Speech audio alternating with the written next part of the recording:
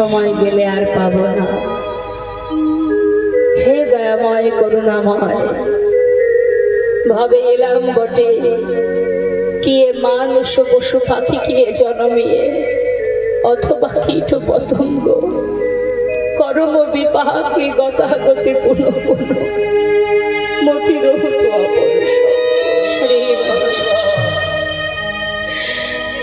ভজন জানি না, সাধন জানি না।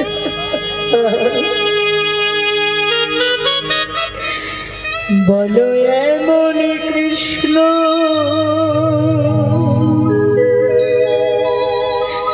প্রেম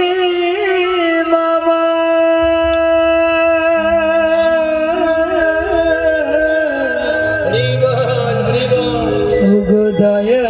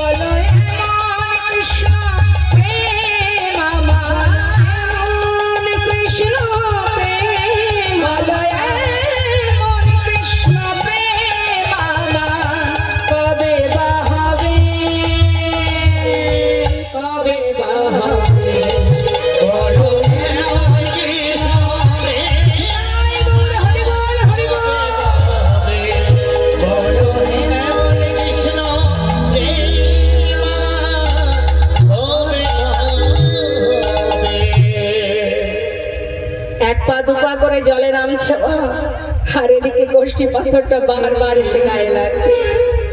ভক্ত যদি মরতে চায় মরা বললেই হবে মা, তিনি যদি না চান বারবার এসে অঙ্গে লাগছে।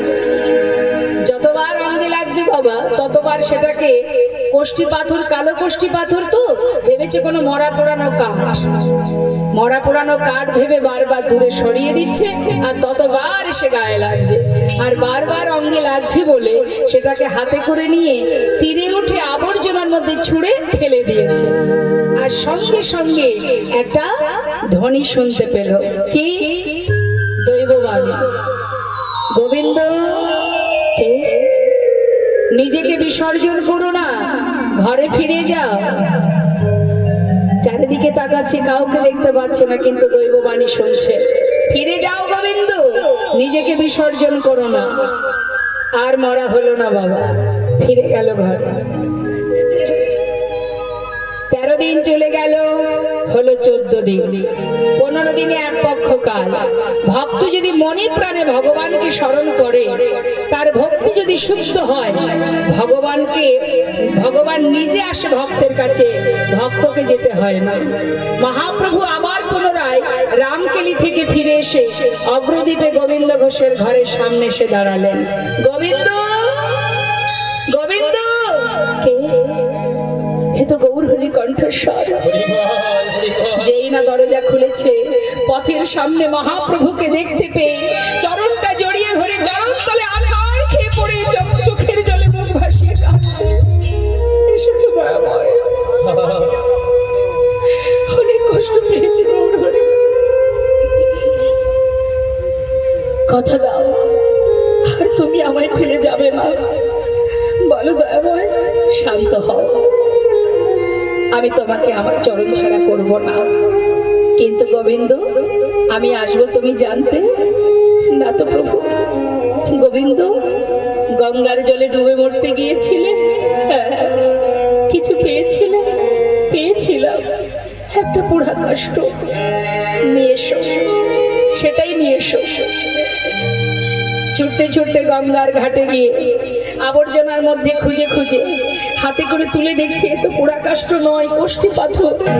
প্রভুর কাছে এসে যেই না দেখালেন, গৌর হরি বললেন, গোবিন্দ, এই ছিল আমার আগমন বার্তা, কিন্তু তুমি বুঝতে পারোনি। শোনো গোবিন্দ, এই কাষ্ঠী পাথর দিয়ে একটা বিগ্রহ তৈরি হবে, আর সেই বিগ্রহ আমি তোমার ঘরে স্থাপন করব।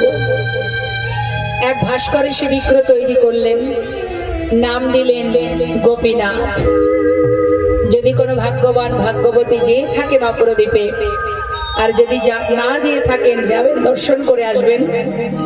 প্রতি বৎসর বাবা সেই গোপীনাথ, আজও যেটা বর্তমান মা, চৈত্র মাসে মধুকৃষ্ণ একাদশী তিথিতে গোপীনাথের অঙ্গে কাঁচা পরানো হয়।